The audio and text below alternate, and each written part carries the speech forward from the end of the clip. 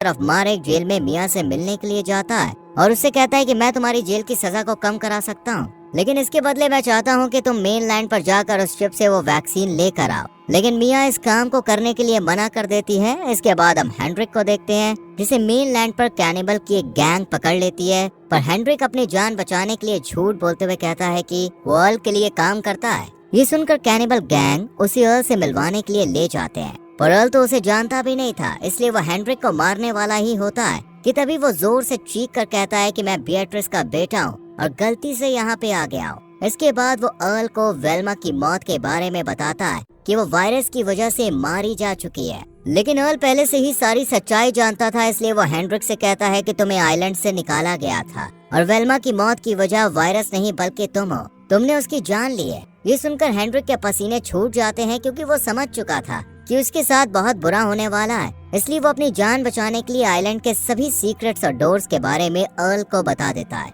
जिससे खुश होकर वो हेनरिक को मारने का इरादा कैंसिल कर देता है। वहीं अब हम एक काउंसिल मीटिंग को देखते हैं जहां वाटर सप्लायर के इंजीनियर की वाइफ काइसो का इंटरव्यू लिया जाता है क्योंकि उसे दवाइयों के बारे में बहुत ज्यादा जानकारी थी। लेकिन तभी कमेटी मेंबर्स को पता चलता है कि एक दूसरी कैंडिडेट ने भी इंटरव्यू के लिए अप्लाई किया है जिसका नाम जेनियला है। जेनियला असल में एक सर्जन है, इसलिए कमेटी मेंबर काइसो की जगह जेनियला को सिलेक्ट करते हैं और फिर उसे इस आइलैंड पर बुलाया जाता है, पर उसकी शिप में दूसरी गैंग के 2 लोग छुप कर आ जाते हैं। इधर अपनी वाइफ को सिलेक्ट ना होता देख इंजीनियर को बहुत बुरा लगता है, इसलिए वो मेन लैंड पर जाने का फैसला करता है, लेकिन बिएट्रिस उसे ऐसा करने से मना कर देती है क्योंकि वो पूरे आइलैंड पर इकलौता इंजीनियर था जो वाटर सिस्टम को ठीक कर सकता था। दूसरी तरफ अब एटियन को बिएट्रिस की मदद से विंड मिल में नई जॉब मिल जाती है, जहाँ काम करने के दौरान उसे एक शराब की बोतल मिलती है जिसे वो अपने बॉस को दे देता है, जिसके बाद बॉस उस बोतल की सारी शराब पी लेता है और नशे की हालत में ही काम करने के लिए चला जाता है।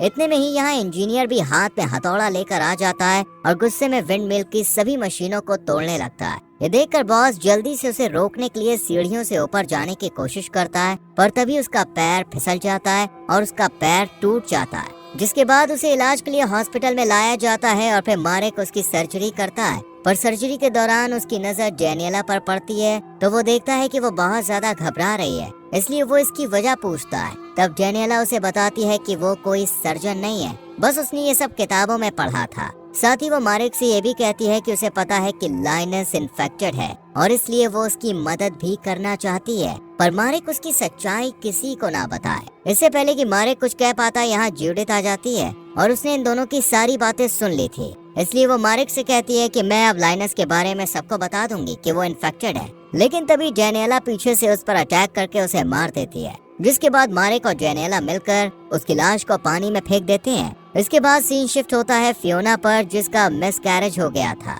और जब मारेक उसे देखने के लिए जाता है तब फियोना की माँ उससे कहती है कि प्लीज तुम इसके बारे में बिएट्रिस को कुछ मत बताना, और इसके लिए मारेक भी मान जाता है। इधर बिएट्रिस जब लैब में जाती है तो उसे दीवार पर एक टूटा हुआ दांत रखा हुआ दिखाई देता है, जिसे देखकर वो समझ जाती है कि ये दांत किसी और का नहीं बल्कि जूडिथ का है, इसलिए वो फौरन मारेक के पास जाती है और उससे जूडिथ के बारे में बात करते हुए कहती है कि वो कहीं गायब हो गई है और मुझे लगता है कि उसे गायब करने के पीछे तुम्हारा ही हाथ है। इस पर मारेक उसे बड़ी ही चालाकी से जवाब देता है कि मैं जानता हूँ कि तुम मुझे नुकसान नहीं पहुँचा सकती क्योंकि तुम्हें मेरी जरूरत है। ये सुनकर बिएट्रिस शांत हो जाती है और कुछ देर सोचने के बाद कहती है कि वो जूडिथ की मौत का इल्जाम इंजीनियर पर डाल देगी और लिसा की मदद से कुछ झूठे सबूत लोगों को दिखाकर ये साबित कर देती है कि जूडिथ की मौत का जिम्मेदार इंजीनियर है। इसके बाद हम एटियन को देखते हैं जिसे अब विंड मिल का नया इंचार्ज बना दिया गया था। ये बात जब बॉस को पता चलती है तो वो गुस्से में एटियन के घर जाता है और उससे कहता है कि तुमने मुझे जानबूझकर शराब की बोतल दी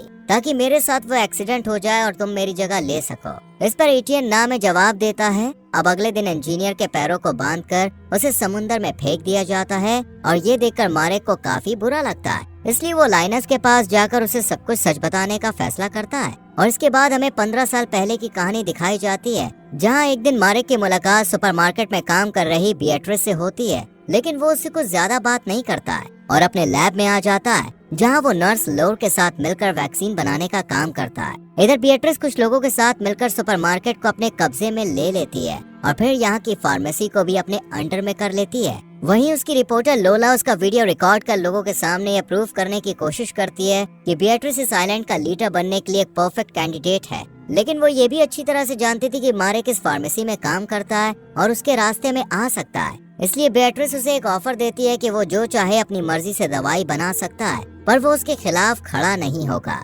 मारेक तो उसकी बात मान जाता है, लेकिन आइलैंड पर जो मेयर था वो उसे अरेस्ट करने के लिए अपने अफसर भेज देता है, पर बेatrice बड़ी ही चालाकी से उसे ही फंसा देती है। इसके बाद सीन शिफ्ट होता है मारेक की वाइफ पर, जो कि मेनलैंड पर रहकर वैक्सीन बना रही होती है कि तभी कुछ गुंडे यहाँ पे आकर उसे मार देते हैं। वहीं दूसरी तरफ बेatrice लोर को आइलैंड की आबादी को कंट्रोल रखने के लिए सिर्फ 513 लोगों को ही यहाँ रखने के लिए कहती है। पहले तो लोर इसके लिए मना करती है क्योंकि उन्हें आधे से ज्यादा आबादी को मारना होगा, लेकिन जब बेatrice उसे धमकाती है तो वो इसके लिए राजी हो जाती है और फिर एक एक करके सभी लोगों को वायरस का इंजेक्शन लगाया जाता है और इस तरह कई लोग मारे जाते हैं, जबकि कुछ की रिपोर्ट्स चेंज कर उन्हें पॉजिटिव दिखाकर आइलैंड से बाहर निकाल दिया जाता है। ये देखकर मारेक जल्द से जल्द वैक्सीन बनाने का फैसला करता है ताकि लोगों को बेatrice की सच्चाई बता सके, पर इस बात को 15 साल बीत गए थे। इसके बाद सीन प्रेजेंट पे शिफ्ट होता है जहां लाइनस की मौत हो चुकी थी और अब मारेक अपने पूरे कन्फेशन को रिकॉर्ड कर देता है, लेकिन जेनियला आकर उस टैप पर गोली चला देती है क्योंकि वो अर्ल की गैंग मेंबर है। इधर अर्ल अब अपनी आगे की प्लानिंग शुरू करता है और इसी के साथ ये सीरीज यहीं खत्म हो जाती है।